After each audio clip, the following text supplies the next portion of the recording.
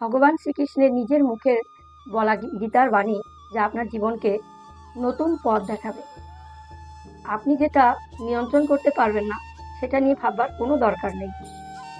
সময়ের হাতে সব কিছু ছেড়ে দিন। নিজেকে সবসময় স্মরণ করান যে খারাপ সময় চিরকাল থাকে না। আজকের অন্ধকার কালকে ফির আলো হয়ে যাবে। অন্যের সব কথাই শুনুন, কিন্তু নিজের পথ নিজেই ঠিক করুন। একটু ধনী হয়ে গেলে আমরা গরিব মানুষকে তুচ্ছ তাচ্ছিল্য ভাবি। আমরা ভুলে যাই যে অহংকার পতনের মূল। আবার তিনি সবকিছু কেড়েও নিতে পারেন। অহংকার নয়, প্রেম রেখো মনে।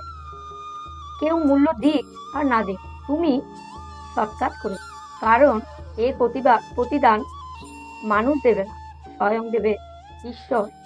নিয়ম বড়ই অদ্ভুত। মৃত মানুষকে কাঁধে নিয়ে যাওয়াতে পুণ্য মনে, অথচ জীবিত মানুষকে সাহায্য করার জন্য 10 বার ভাবে। ভগবান বলেছেন, কারো মনে গভীরে এতটা প্রবেশ যে সেখান থেকে বের করে দিলে তুমি আশ্রয়হীন হয়ে পড়বে। কারো সাথে এত বেশি কথা বলো না যে তোমাকে যখন কষ্ট দেবে তুমি তখন বাকরুদ্ধ হয়ে যাবে। কারো মুখ পানে এত বেশি চেয়েও না, সে যখন মুখ ফিরিয়ে দেবে তুমি অসহায় হয়ে পড়বে। যা পেয়েছো তা হারিয়ে যেতে দিও না, যা হারিয়েছে তা নিয়ে আর চিন্তা করো না, আর যা পাওনি ভেবে রেখো সেটা তোমার কখনোই ছিল না। জীবনে টাকা কম ইনকাম করলেও নিজের প্রতি সৎ থাকো। পিতামাতার সেবায় যে পুণ্য অর্জন হয়, সমস্ত তীর্থ ঘুরেও সেটা হয় না। ঝগড়া করার পর যে ব্যক্তি প্রথমে কথা বলতে আসে সে কখনো নির্লজ্জ হয় না।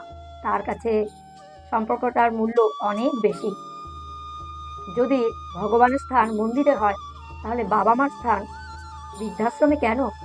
ভগবান শ্রীকৃষ্ণ বলেছেন, আমি স্বয়ং ঈশ্বর হয়েও আমাকে কারাগারে জন্ম নিতে হয়। তাই জন্ম কখনো তার পরিচয় হতে পারে না, কর্মের দ্বারাই সকল পরিচয় তৈরি হয়। অহংকার হিংসা ত্যাগ করো, কারণ তুমি এই পৃথিবীর অতিথি, মালিক নও।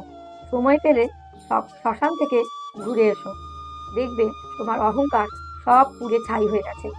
সেই দিন প্রকৃত মানুষ হতে পারবে, যেদিন তুমি টাকা আর তোমার পোশাক দেখে বিচার করবে না।